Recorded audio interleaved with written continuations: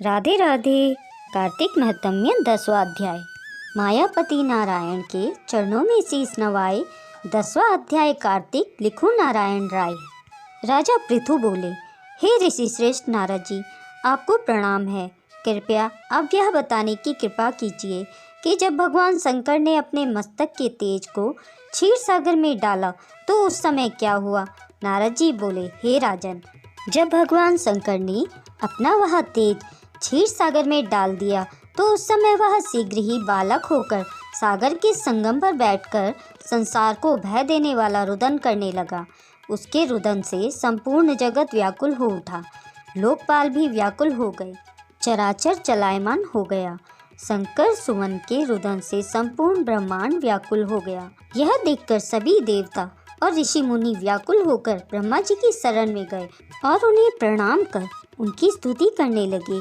उन सभी ने ब्रह्मा जी से कहा, हे पितामह, यह तो बहुत ही विकट परिस्थिति उत्पन्न हो गई है। हे महायोगिन, इसको नष्ट कीजिए।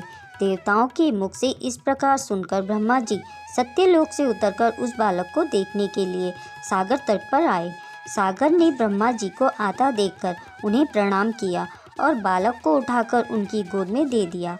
आश्चर्यचकित होते हुए ब्रह्मा जी ने पूछा, हे सागर, यह बालक किसका है? शीघ्रता पूर्वक कहो।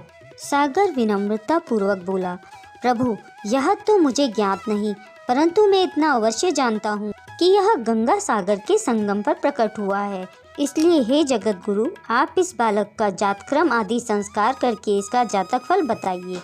नारद जी राजा पृथु से बोले, सागर ब्रह्मा जी के गले में हाथ डालकर बार बार उनका आकर्षण कर रहा था। फिर तो उसने ब्रह्मा जी का गला इतनी जोर से पकड़ा कि उससे पीड़ित होकर ब्रह्मा जी की आंखों से आंसू टपकने लगे। ब्रह्मा जी ने अपने दोनों हाथों का जोर लगाकर किसी प्रकार सागर से अपना गला छुड़वाया और सागर से कहा, हे सागर सुनो, मैं तुम्हारे इस पुत्र का जातक फल कहता हूँ। मेरे नेत्रों से जो यह जल निकला है, इस कारण इसका नाम जलंधर होगा।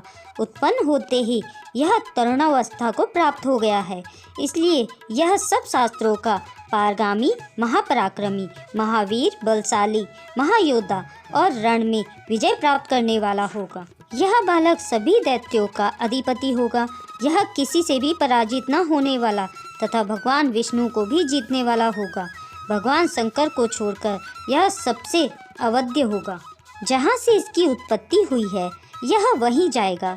इसकी पत्नी बड़ी पतिव्रता, सौभाग्यशालिनी, सर्वांग सुंदरी, परम मनोहर, मधुर वाणी बोलने वाली तथा शीलवान होगी। सागर से इस प्रकार कहकर ब्रह्मा जी ने शुक्राचार्य को बुलवाया और उनके हाथों से बालक का राज्याभिषेक करवाकर स्वयं अंतर्ध्यान हो गए। बालक को देखकर सागर की प्रसन्नता की सीमा न रही। वह हर्षित मन से घर आ गया। फिर सागर ने उस बालक का लालन पालन कर उसे पुष्ट किया। फिर काल नेमी नामक असुर को बुलाकर वृंदा नामक कन्या से उसका विधि पूर्वक विवाह करा दिया। उस विवाह में बहुत बड़ा उत्सव हुआ। श्री शुक्राचार्य के प्रभाव से पत्नी सहित जलंधर दैत्यों का राजा हो गया। जय हो श्री हरि विष्णु भगवान की। मित्रों, अगर यह अध्याय आपको अच्छा लगा हो तो इसे लाइक शेयर करना और जो मेरे चैनल में नया हो तो सब्सक्राइब करना। जो भी यह अध्याय सुन रहा हो वह मेरे कमेंट में जय लक्ष्मी नारायण जरूर लिखना।